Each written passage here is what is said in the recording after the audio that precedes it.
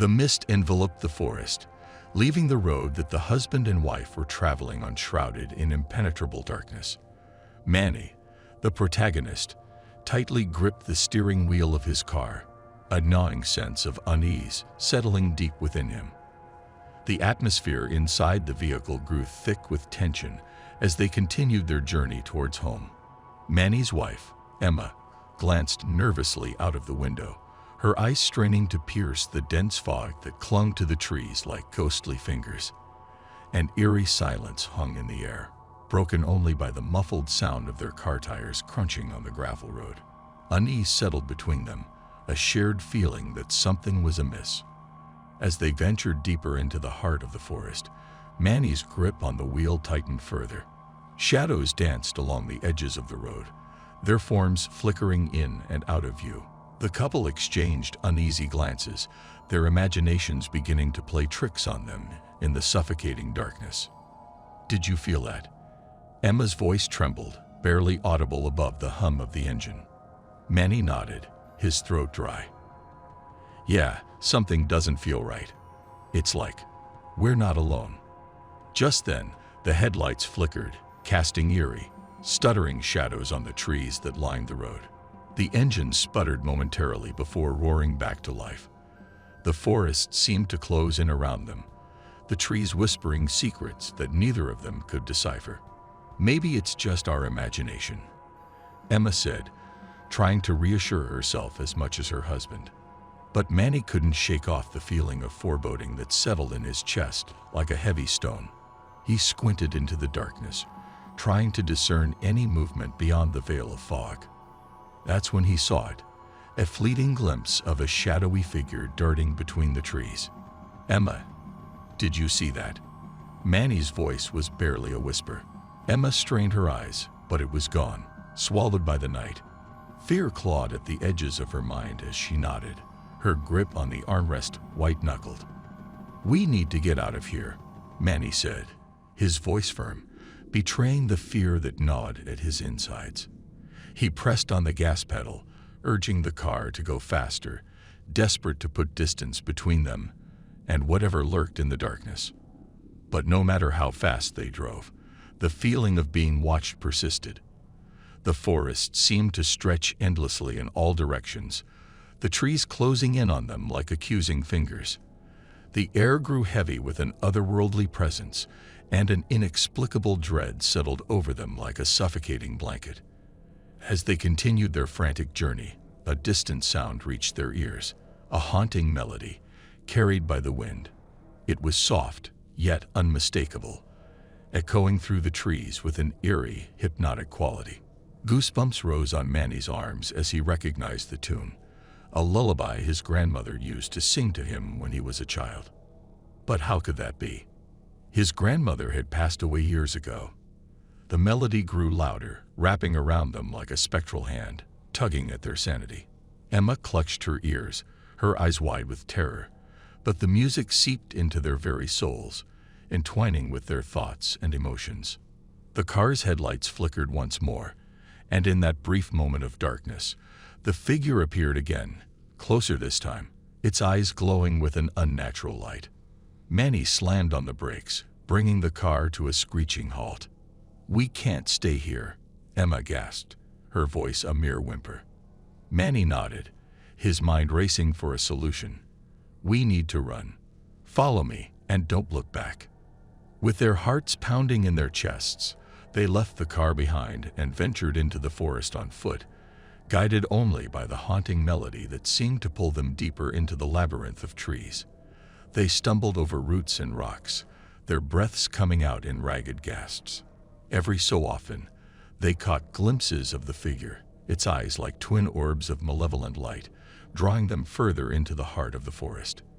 They dared not speak, fearing that their voices might attract whatever sinister force pursued them.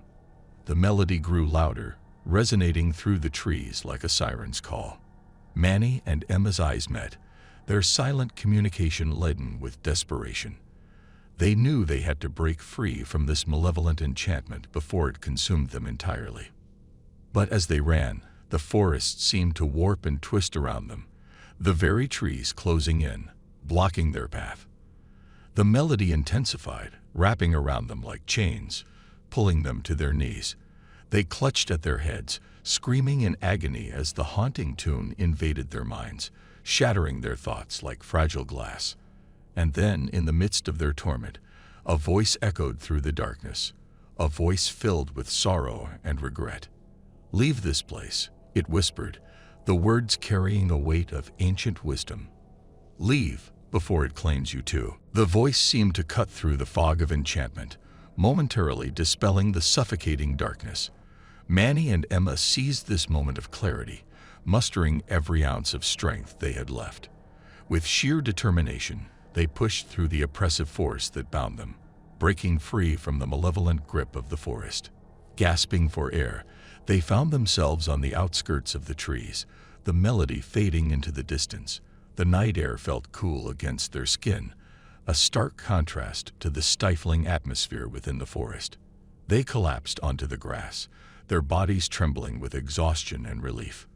"We made it," Emma whispered, her voice hoarse. Manny nodded, his eyes wide with the horror of what they had just experienced. But what was that? What haunts that forest? Emma shook her head, her gaze fixed on the distant tree line. "I don't know, but I never want to find out." Days turned into weeks, and weeks into months, but the memory of that fateful night lingered in Manny and Emma's minds like a haunting refrain. They tried to resume their normal lives, but the specter of the deep forest continued to cast a shadow over their every moment. Manny, once a jovial man, became plagued by insomnia, his nights tormented by nightmares of twisted trees and glowing eyes. Emma, too, found solace slipping through her fingers, her laughter replaced by nervous glances and whispered conversations. Their home, once a sanctuary, now felt like a fragile refuge against an unknown and malevolent force. They became consumed by a shared obsession, an unspoken agreement to uncover the truth behind the deep forest and the entity that dwelled within its shrouded depths. Days were spent researching ancient folklore, delving into obscure texts, and speaking to experts in the paranormal, all in a desperate attempt to comprehend the inexplicable. Their quest led them to the enigmatic figure of Dr. Elmer Harper, a renowned archaeologist and folklorist known for her expertise in occult phenomena. Dr. Harper had dedicated her life to unraveling the mysteries of the supernatural, and her knowledge was vast and profound. In her dimly lit study, surrounded by ancient artifacts and dusty tomes, Dr. Harper listened intently as Manny and Emma recounted their harrowing experience. Her eyes, keen and perceptive, studied their expressions, searching for the truth hidden within their words. "The deep forest," she mused, her voice low and thoughtful. "It has long been the subject of dark legends and whispered tales. Some say it is a place where the boundaries between our world and the spirit realm blur, a place inhabited by vengeful spirits and ancient deities." Manny and Emma exchanged uneasy glances. The words resonated with the primal fear they had felt that night, the sense of being watched by something far older and more malevolent than anything they had ever known. "But what could have driven you away?" Dr. Harper continued, her gaze unwavering. "What force could possess such power, such malevolence?" Manny hesitated, the memory of the voice that had saved them echoing in his mind. "There was a voice," he began, his voice trembling. "A voice that warned us to leave before it claimed us too." Dr. Harper's eyes widened in recognition. "A guardian spirit, perhaps," she murmured, more to herself than to them. "A force that protects the forest and those who venture too close. But why it spared you, that remains a mystery." Determined to uncover the truth, the trio embarked on a perilous journey back to the deep forest. Armed with ancient amulets and incantations, they hoped to appease whatever malevolent entity resided within the woods. As they entered the forest once more, the atmosphere grew charged with tension. The air crackled with an unnatural energy, and the very trees seemed to watch their every move. Dr. Harper chanted incantations, her voice weaving through the ancient words with practiced ease. The amulets glowed with a faint light, their protective wards shimmering in the darkness. But even with their newfound courage and mystical defenses, the forest fought back. Shadows danced around them, whispering malevolent secrets and sowing seeds of doubt in their minds. The very ground beneath their feet seemed to shift, leading them deeper into the heart of the forest, away from the safety of the sunlight. "We need to stay together," Dr. Harper urged, her eyes wide with fear. "The forest preys on our weaknesses, our doubts. We must stand strong." But the forest was relentless, its tricks and illusions testing their resolve. Manny's grip on his amulet tightened, his knuckles turning white. Emma clung to him, her eyes wide with terror. In the midst of the chaos, the voice echoed once more, the same voice that had saved them before.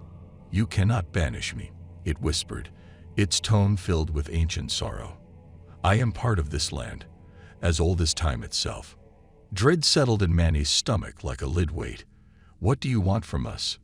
he shouted, his voice echoing through the trees. There was a long, chilling silence before the voice replied.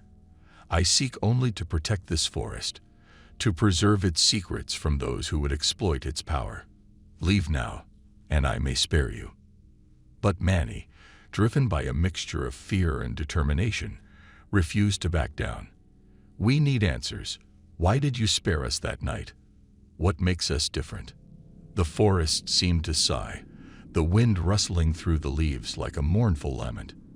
"You carry a spark of innocence, a glimmer of humanity that has not been tainted by greed or malice.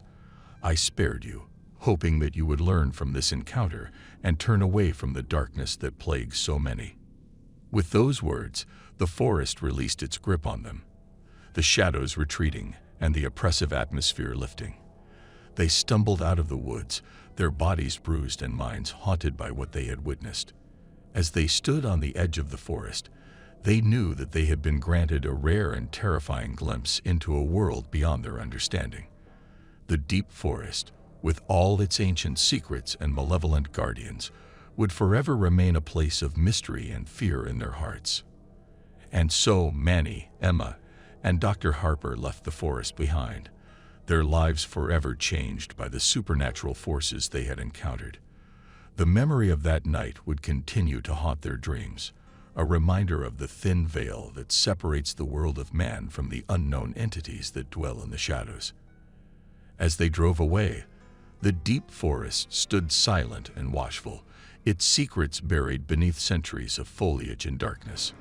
And yet, the echo of the guardian's voice lingered in the air, a warning to all who dared to tread too close. "Beware the deep forest, for it guards its secrets fiercely. Venture within, and you may never return."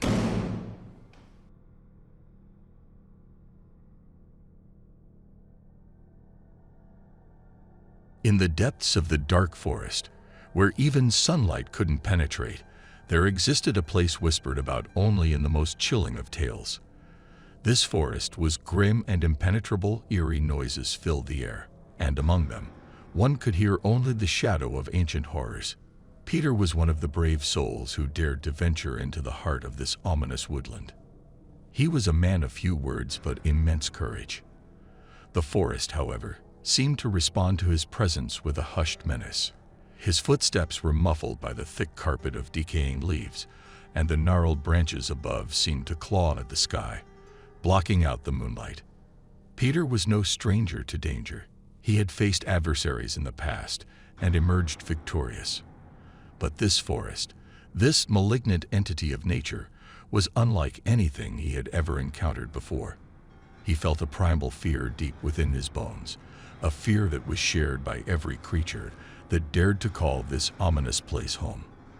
As he pressed forward, guided by an inexplicable curiosity and a desire to unveil the secrets of the forest, Peter stumbled upon a clearing. In the center of this clearing stood a dilapidated cabin, its timbers worn and weathered by time. The air around it crackled with an unnatural energy, sending shivers down Peter's spine. He approached cautiously, his senses alert to the slightest movement or sound. Upon entering the cabin, Peter discovered cryptic symbols etched onto the walls, illuminated by the faint glow of a dying candle. The symbols seemed to tell a story of ancient rituals and long-forgotten rites, hinting at a darkness that had pervaded the forest for centuries. Peter's heart raced. He was on the verge of uncovering a truth that had been buried beneath layers of secrecy and fear. As Peter delved deeper into the cryptic symbols and ancient writings within the cabin, he became increasingly obsessed with uncovering the forest's haunting secrets. Night after night, he pored over old manuscripts and faded scrolls, trying to decipher the enigmatic language of the past. The more he learned, the more he realized that the forest was not just a collection of trees and wildlife. It was a sentient being, an entity with a dark, malevolent will of its own. One stormy evening, as thunder rumbled ominously in the distance, Peter made a startling discovery. The forest was not just a backdrop to the horror stories whispered among the townsfolk. It was a prison, a place where ancient, malevolent forces were trapped, bound by rituals long forgotten by humanity. The forest had a consciousness, a desire for freedom that seeped into the minds of those who dared to venture too close. Terrified yet compelled by a sense of responsibility, Peter sought out the help of Eleanor, the town's wise woman. Eleanor was well-versed in ancient lore and dark magic, her eyes carrying the weight of centuries of knowledge. She listened intently as Peter shared his findings, her expression growing graver with each revelation. "The forest hungers, Peter," she murmured, her voice barely audible over the howling wind outside. "It craves release, and it will stop at nothing to achieve it. You have awakened something ancient and terrible." Peter felt a chill crawl up his spine. He realized the gravity of his discovery. He had inadvertently unleashed a force that could consume everything he held dear. Determined to right his wrongs, he asked Eleanor for guidance. Together, they delved deeper into the forest's secrets, seeking a way to contain the unleashed malevolence. Nights turned into days, and days into weeks, as they meticulously studied rituals and incantations, hoping to find the one that could bind the forest's dark soul once more. During their research, they stumbled upon the legends of two notorious killers, Abelard and Agnes, who were said to have been drawn to the forest by an insatiable bloodlust. The ancient texts hinted that these malevolent spirits were the very essence of the forest's darkness, and their containment was the key to restoring balance. Eleanor and Peter embarked on a perilous journey, venturing deeper into the heart of the forest where the malevolence was thickest. In the heart of the forest, where the trees loomed like ancient sentinels, and the air was thick with an otherworldly energy, Peter and Eleanor confronted the vengeful spirits of Abelard and Agnes. The spirits emerged from the shadows, their eyes burning with a malevolent flame that sent shivers down the spine. "You have meddled in affairs beyond your understanding," Abelard hissed, his voice echoing with centuries of anger. "We are the darkness that resides in every soul," Agnes added, her voice like a chilling breeze. "We are the fear that lurks in the deepest corners of your mind." Undeterred, Peter stepped forward, his eyes determined. "I won't let your darkness consume this forest or the people living nearby. We will find a way to contain you, to put an end to your reign of terror." Eleanor chanted ancient incantations, her voice rising above the eerie whispers of the forest. The ground trembled as the incantations took hold, binding Abelard and Agnes in a vortex of ethereal chains. The spirits fought back, their screams of rage echoing through the trees, but the power of the ritual was stronger. As the final words of the incantation echoed through the forest, Abelard and Agnes were engulfed in blinding light, their forms contorted and twisted, and with a deafening roar, they were pulled into the very heart of the forest, disappearing like smoke in the wind.